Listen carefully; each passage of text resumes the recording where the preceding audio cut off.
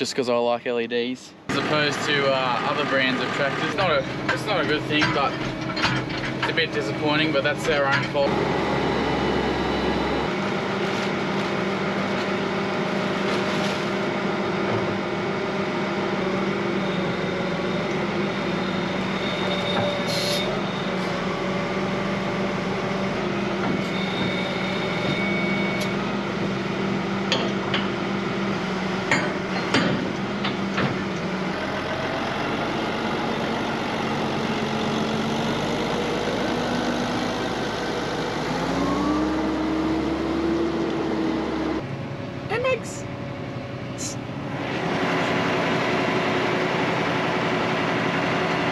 Good morning everyone, how are we going today?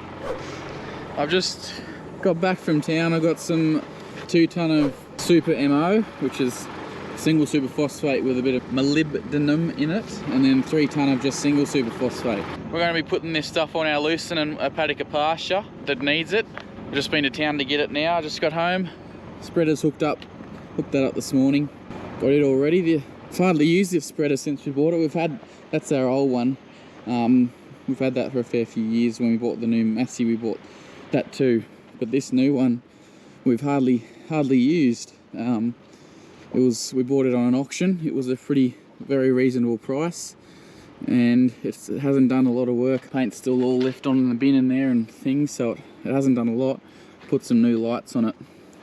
The old ones were buggered. Put some LEDs on it, just because I like LEDs. But no, the other ones weren't working anyway. But I think this holds about 7 ton of lime, so it's a good sized spreader. It's a Marshall. I don't know how common they are around the world, but they're sort of a pretty good solid spreader here in Oz, especially around our area too. They handle the rougher terrain.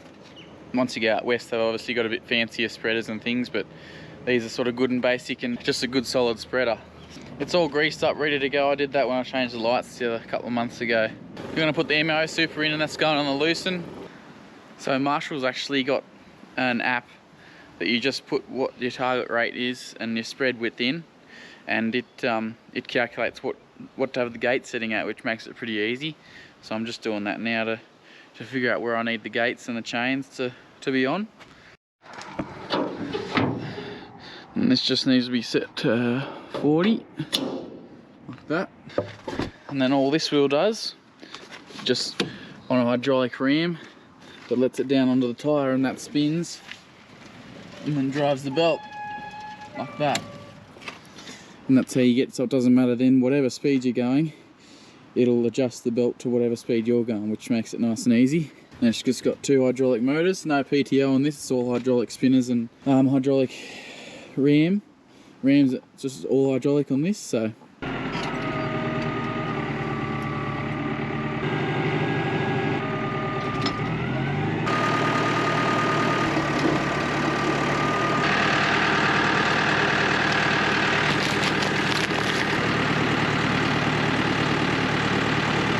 you know what the best thing about this tractor is? You can see the front of the forks just by looking over the bonnet. It's got the sloping bonnet on it. Makes it so easy to do this sort of stuff. As opposed to other brands of tractors, I'm not biased or anything, but not many tractors you can do that with and have 110 horsepower under the bonnet. 10 out of 10 would buy this tractor again though.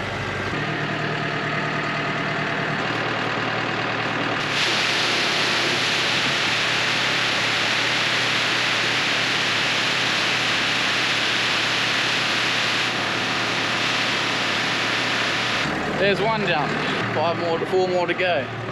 Right, so I've got 3 ton in there now. I'm going to leave that 2 ton there just to make sure that everything's going out the right rate after I've done this load down at the Lucerne. 2.5 tons going on the Lucerne, then 2.5 tons going on another paddock. So there should be half a ton left by the time I'm done. Rather than put the whole 5 ton in and get to the last hectare and you're out, just do half at a time and just make sure it's going out the right rate. Let's get down there.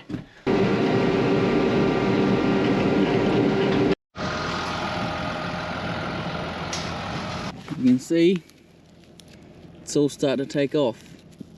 All the green that you can see, that's all Lucerne. Everything else seems to be dead by the look of it, which is good. There's a fair few thistles in this corner here. They look pretty dead too, but I don't know whether they're going to come back or not.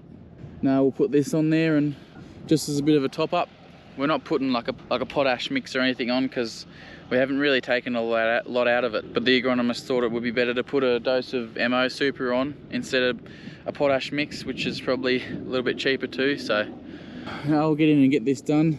I'll do everything, even the bit that I've sprayed out that we'll have to resow. I'll do everything, then it'll be done then. So I've got the RPM monitor up too. That just tells me what the spinners are doing so that I know what's going on back there. So when I kick it into gear, it just fires up. Just lets me know that everything's spinning back there, because if both spinners are connected to the same hoses, so if one went out or something, that it'd show me on that, even though it's only recording one. Just waiting for the GPS to set up, and then we'll be right to go.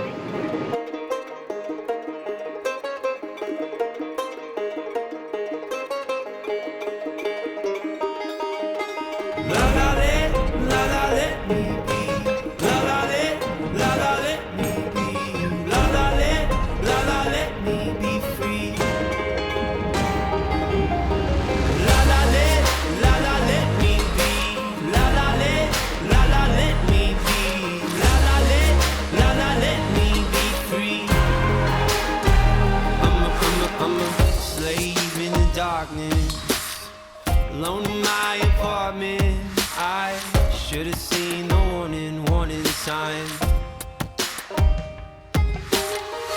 Money don't come easy, so most of us are chained to being busy till. So I'm just going up and back on the longest edge, and the GPS is telling me where to go the next pass. See? The lights on top of the screen there tell me how far I am off my line.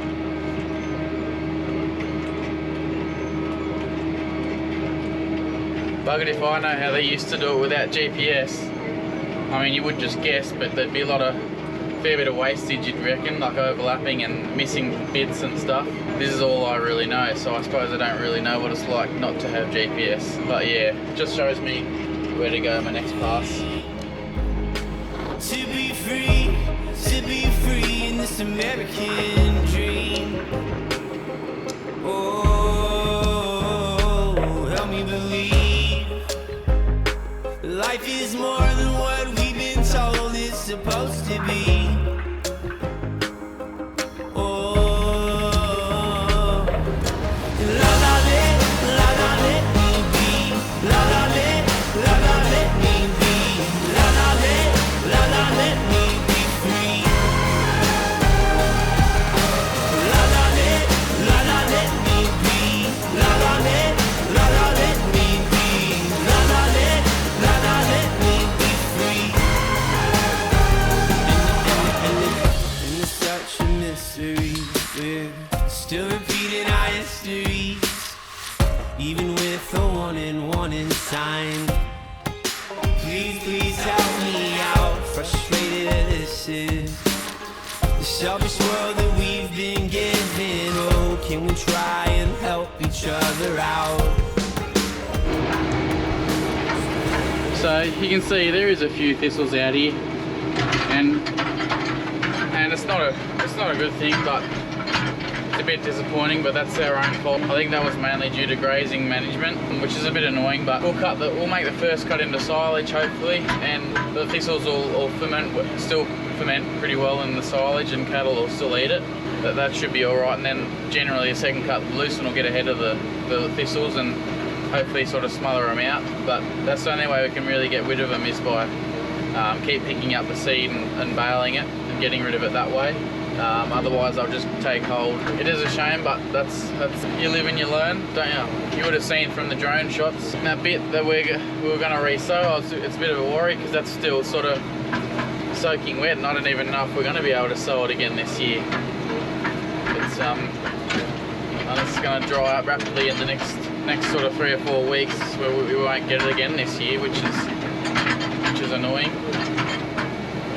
So I'm just sitting back now. There's about half a tonne left in there, which is about right. So that app worked pretty well. Probably go and put the other 2 tonne in and go spread this other paddock or pasture, and that'll be good. It can start doing its thing then. Cracking day. Had a bit of rain yesterday, but the rest of the week's looking pretty good. A few frosts and good days. Here's the other paddock. A few cows in here at the moment. This is the paddock I showed a few episodes ago with lucerne and chicory and clover mix. It's done really well for us for the sour rams. Put a bit of super on it and feed it a bit. It'll take off when it starts to warm up. Hey, these camels coming over to say g'day. I better shut this gate, otherwise I'll be out, the buggers. What are you doing? Hey? What are you up to? Hey? What are you doing? Yeah, good job. Hello.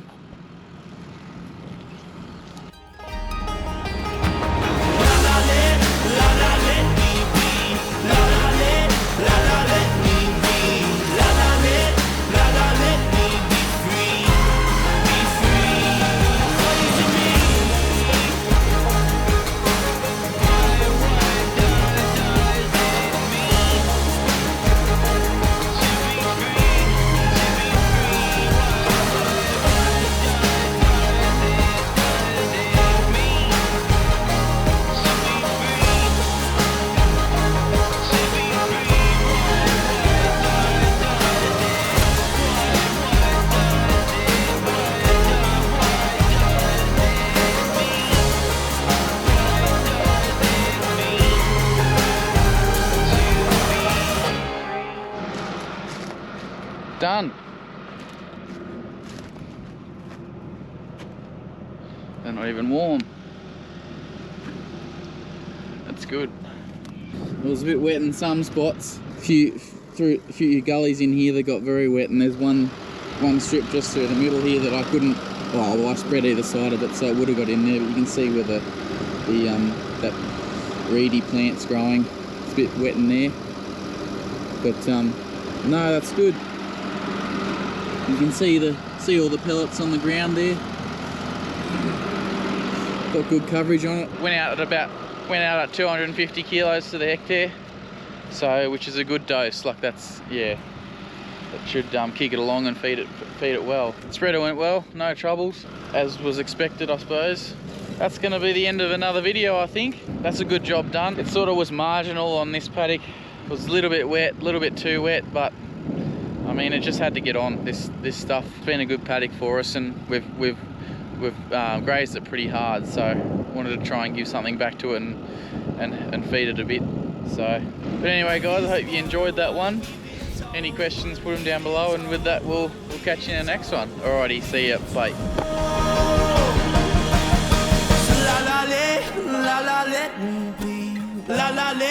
La la let me be. La la let me be free.